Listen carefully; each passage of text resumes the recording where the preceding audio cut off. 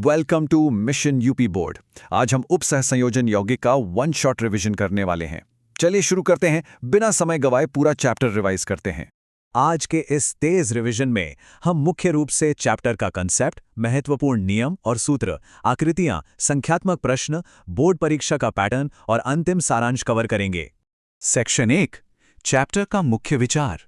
उपसह संयोजन यौगिक आखिर हैं क्या? सबसे पहले बात करते हैं लिगेंड की। केंद्रीय धातु परमाणु या आयन से सीधे जुड़े आयन अथवा अणु लिगेंड कहलाते हैं। सरल भाषा में कहें तो ये वो अणु हैं जो धातु को अपने इलेक्ट्रॉन दान करते हैं, जैसे क्लोराइड आयन, जल या अमोनिया। बस इतना याद रखिए, ये इस चैप्टर का सबसे बेसिक कॉन्सेप्ट है। अगला महत्वपूर्ण शब्द है उपसह संयोजन संख्या। किसी संकुल में धातु आयन से सीधे जुड़े लिगेंड के दाता परमाणुओं की कुल संख्या ही उपसह संयोजन संख्या होती है। यहाँ एक बहुत जरूरी बात याद रखनी है, इसमें हम केवल धातु और लिगेंड के बीच बने सिग्मा आबंधों को ही गिनते हैं, पाई आबंधों को बिल्कुल नहीं। अब आते हैं वर्नर के सिद्धांत पर, जो परीक्षा के नजरिए से बहुत जरूरी है। वर्नर ने बताया कि धातु आयन की दो तरह की संयोजकता होती है। प्राथमिक संयोजकता धातु की ऑक्सीकरण अवस्था को दर्शाती है और आसानी से आयनित हो सकती है। वहीं दूसरी ओर द्वितीयक संयोजकता उपसह संयोजन संख्या को दर्शाती है और ये अनआयनित होती है।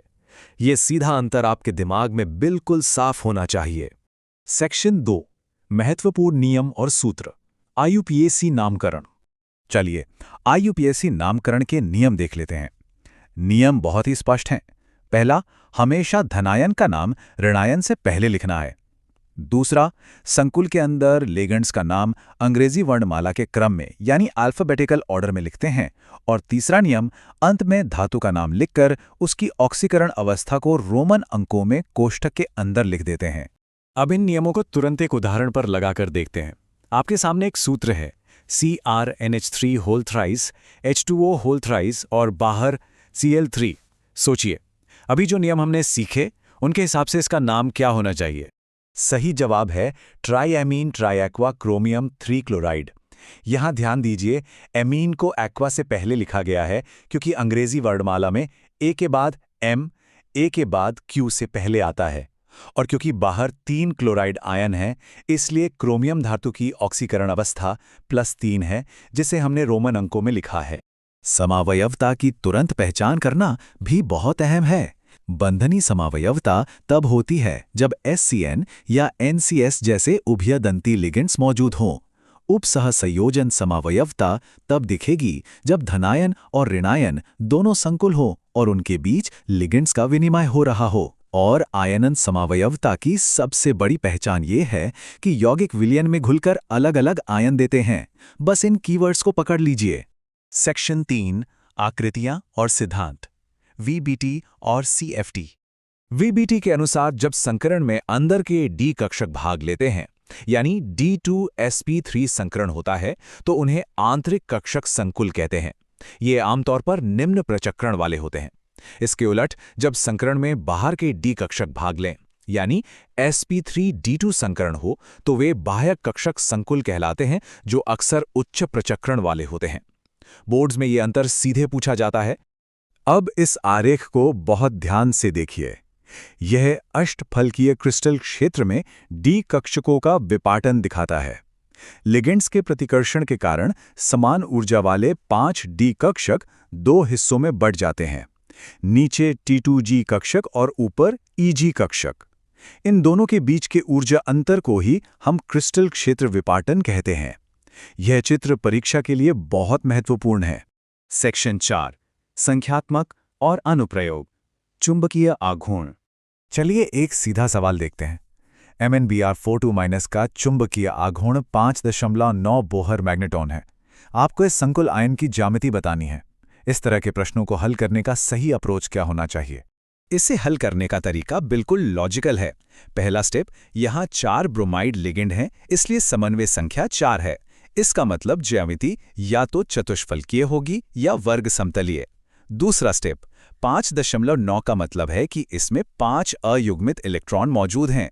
तीसरा स्टेप, चूंकि डी कक्षक में 5 इलेक्ट्रॉन हैं, अंदर का कोई भी डी कक्षक खाली नहीं है, इसलिए संकरण sp3 ही होगा।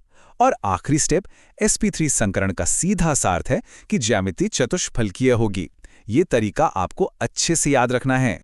सेक्शन 5 बोर्ड परीक्षा पैटर्न, क्या पूछा जाता है। अगर ये रिवीजन आपके लिए हेल्पफुल है तो इसे जरूर सपोर्ट करें। अब देखते हैं कि पिछले वर्षों में इस चैप्टर से किस तरह के प्रश्न सबसे ज्यादा आए हैं। बोर्ड परीक्षा के लिए ये 4 टॉपिक्स सबसे ज्यादा जरूरी हैं। पहला, IUPAC नामकरण के सीधे सवाल। दूसरा, VBT का इस्तेमाल करके यह बताना कि संकुल अनुचुंबकीय है या प्रतिचुंबकीय। तीसरा, समव्यावता के प्रकार की पहचान करना। और चौथा, जो अभी हमने देखा, CFT में डी कक्षकों के विपाटन का चित्र बनाना। इन पर आपकी पकड़ बिल्कुल मजबूत होनी चाहिए। सेक्शन 6 अंतिम सारांश, वन शॉट समरी। तो इस चैप्टर के सभी महत्वपूर्ण कॉन्सेप्ट्स और पॉइंट्स हमने जल्दी से रिवाइज कर लिए। वर्नर के सिद्धांत में प्राथमिक और द्वितीयक संयोजकता याद रखिए। VBT में संकरण और आंतरिक और बाह्य कक्षकों का अंतर। CFT में ये ध्यान रखना है कि प्रबल लिगैंड अधिक विपाटन करते हैं और दुर्बल लिगैंड कम। और अंत में संकुल की ज्यामिति पूरी तरह से समन्वय संख्या और संकरण पर निर्भर करती है।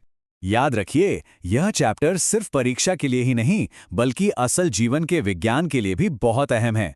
उपसह संयोजन यौगिक रासायनिक उद्योगों के आधार स्तंभ हैं। हमारे शरीर का रक्तवाहक हीमोग्लोबिन हो या पौधों का हरा रंग देने वाला क्लोरोफिल, ये सब इन्हीं यौगिकों के प्रत्यक्ष उदाहरण हैं। तो आज हमने उपसह संयोजन यौगिक का पूरा रिवीजन कर लिया। आखिर में आपके अभ्यास के लिए एक बहुत ही महत्वपूर्ण प्रश्न देके जा रही हूं। NiCO4 प्रतिचुंबकीय है, जबकि NiCl4 2- अनुचुंबकीय है। ऐसा क्यों होता है? जो सिद्धांत हमने आज सीखे हैं उन्हें लगाइए और इसे स्वयं हल कीजिए। अच्छे से पढ़ाई करते रहें।